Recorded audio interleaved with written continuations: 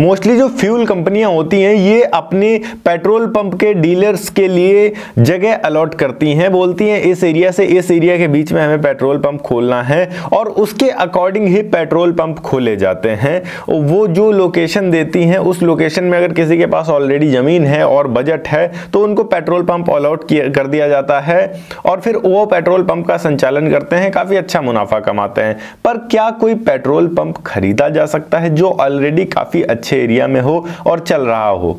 बिल्कुल खरीदा जा सकता है। आज की इस वीडियो में हम जानने वाले हैं कि इसमें कितना खर्चा आता है, इसका प्रोसीजर क्या होता है और कैसे आप जान पाएंगे कि आपके एरिया में कौन से पेट्रोल पंप को आप खरीद सकते हैं।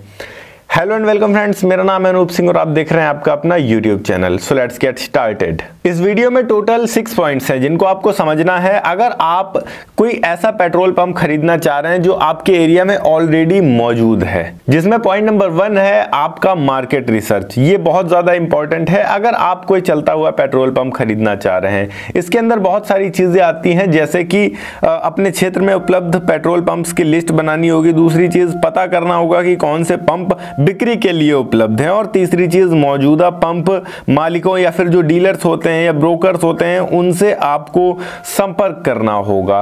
साथ ही साथ यहाँ पर अब पॉइंट नंबर 2 की बात करें तो दूसरी चीज ये है कि जो भी डॉक्यूमेंट्स होते हैं उनको वेरीफाई करना होता है, उनको चेक करना होता है। ये भी बहुत इंपॉर्टेंट होता है। इसमें आपको कुछ बेसिक चीजें देखनी होती हैं, जैसे कि पेट्रोल पंप की एनओसी नो ऑब्जेक्शन सर्टिफिकेट और लाइसेंस की वैधता कहां तक है। इसके अलावा पंप का जो लैंड एग्रीमेंट है वो लीगल ओनरशिप डॉक्यूमेंट्स किसके नाम है, रेंटेड है या फिर उनका खुद की जमीन है, पंप जिसका है, जो भी डीलर है ओनर है उसकी खुद की है, तो ये देखना होता है। इसके अलावा जो संबंधित ऑयल कंपनी है जैसे इंडियन ऑयल कॉरपोरेशन या फिर भारत पेट्रोलियम कॉरपोरेशन लिमिटेड, इसके अलावा हिंदुस्तान पेट्रोलियम कॉरपोरेशन लिमिटेड, उनसे अप्रूवल भी आपको प्राप्त करना होगा।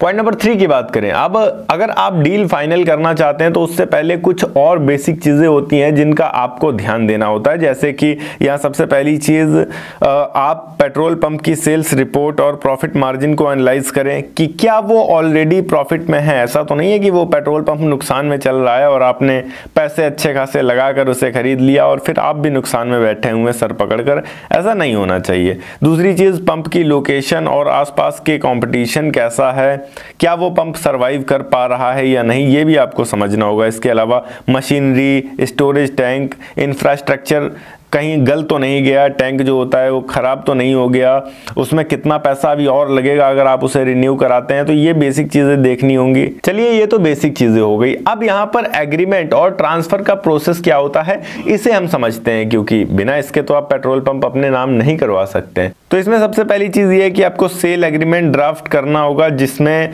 सभी शर्तें साफ साफ लिखी होती हैं। दूसरी चीज लीगल एडवाइजर या वकील की मदद आपको लेनी होगी इसमें।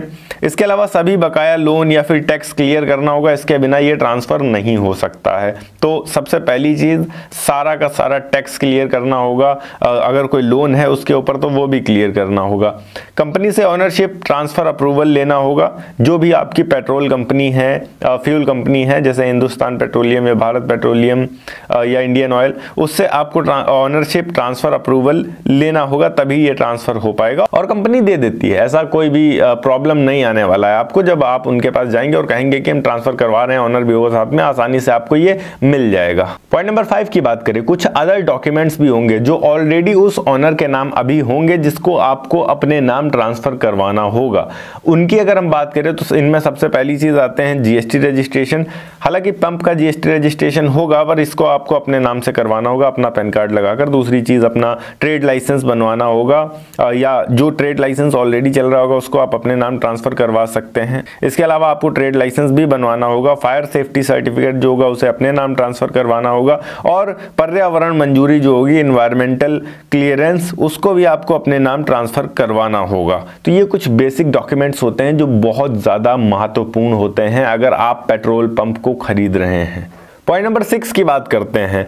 अब यहाँ सबसे लास्ट एंड सबसे इंपॉर्टेंट चीज कि किसी के हाथ में भी अगर एक बार पेट्रोल पंप आ जाता है तो वो इतनी जल्दी बेचना नहीं चाहता, और अगर वो बेचना चाह रहा है तो उसके पीछे जरूर कोई ना कोई बड़ा कारण होता है। आपको वो समझना होगा। वो कारण कई तरीके से हो सकते हैं। फॉर एग्जाम्पल, अगर कोई पेट्रोल पंप ऑलरेडी चल रहा है, उसके ऊपर से कोई या उसके सामने से कोई फ्लाईओवर निकलने वाला है, जिस वजह से उस पेट्रोल पंप की जो सेल है वो बिल्कुल आधे से भी कम होने वाली है, तो आपको उसका पता करना होगा कि क्या वाकई में ऐसा कुछ होने वाला है। अगर उसके सामने से कुछ ऐसा होने वाला है, लाइक फ्लाईओवर वगैरह निकलने वाला है, तो आपको उसे नहीं खरीदना चाहिए, क्योंकि ये घाटे का सौदा ही होगा। और ऐसे केस में कई बार जो पेट्रोल कंपनियां होती हैं वो अपना जो डीलरशिप है वहां पर वो कैंसिल भी कर देती हैं, क्योंकि उनको अगर प्रॉपर सेल वहां से नहीं मिल पाती है। इसके अलावा यहाँ ये भी है कि जो ऑलरेडी पेट्रोल कंपनियां चल रही हैं उनमें डॉक्यूमेंट्स का कोई विवाद होता है, जिस वजह से वो सेल कर रहे होते हैं पार्टनरशिप में, जिन्हें हम कह सकते हैं कि खोल तो लिया था एक टाइम में पार्टनरशिप में, बट अभी वो नहीं निपटा पा रहे हैं और उसमें कई सारे लीगल केसेस चला करते हैं। तो उन सब चीज़ों से आपको बचना है, ऐसा बिल्कुल भी नहीं खरीदना है। इसके अलावा यहाँ इंपॉर्टेंट ये होता है कि कई बार जो आपका पेट्रोल पंप है उसके ऊपर काफ़ी बड़ा लोन होता है। लोन इतना बड़ा होता है कि उसे चुकाना संभव नहीं हो पाता है डीलर्स के लिए, इसलिए वो उस पेट्रोल पंप को कई बार बेच देते हैं और जो नया मालिक होता है वो सब उसके सिर मत्थे आ जाता है। तो उसको आपको क्लियर क्रॉस चेक करना है। आप लीगल एडवाइज़र को लेकर जाइए, अपने वकील को लेकर जाइए, अपने सीईओ को लेकर जाइए, एक एक डॉक्यूमेंट चेक कराइए, उसके बाद ही आप वहां हाथ डालेंगे। इसके अलावा इंफ्रास्ट्रक्चर वगैरह भी आपको क्लियर देखना है। बात करें कितने तक का एक पेट्रोल पंप पड़ सकता है, तो यहाँ पर कोई कीमत फिक्स नहीं है, डिपेंड करता है कैसे लोकेशन पे है। मोस्टली जो पेट्रोल पंप्स होते हैं वो काफ़ी प्रीमियम लोकेशन पर ही होते हैं, लाइक हाईवे पर होंगे या स्टेट या नेशनल हाईवे पर होंगे। इसके अलावा सिटी के अंदर होंगे। सिटी के अंदर की ज़मीनें आप जानते ही हैं कितनी महंगी होती है, और हाईवे की ज़मीन भी काफ़ी ज़्यादा महंगी होती है।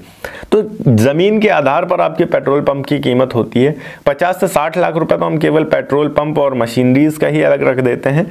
बाकी का जो कॉस्टिंग आएगा वो आपका केवल और केवल ज़मीन का होगा। तो इस हिसाब से हम मान सकते हैं कि आपका जो पेट्रोल पंप होगा वो कम से कम मिनिमम से मिनिमम 1.5 से 2 करोड़ का तो पड़ेगा ही पड़ेगा अगर आप खरीदते हैं। हाँ, एक कंडीशन है जहां पर आपको सस्ता पड़ सकता है, लाइक ऑलरेडी आपके पास हाईवे पे कोई ज़मीन थी पहले से मौजूद और उस पर आसपास किसी भी ऑयल कंपनी को रिक्वायरमेंट है अपने पेट्रोल पंप को ओपन करने की, तो आप उनसे कॉन्टेक्ट करके वहाँ ओपन कर सकते हैं। तो वैसे में आपको सस्ता पड़ जाएगा, बट यहाँ पर अगर आप खरीदते हैं तो वो बिल्कुल सस्ता नहीं पड़ेगा, वो काफ़ी ज़्यादा महंगा ही जाएगा।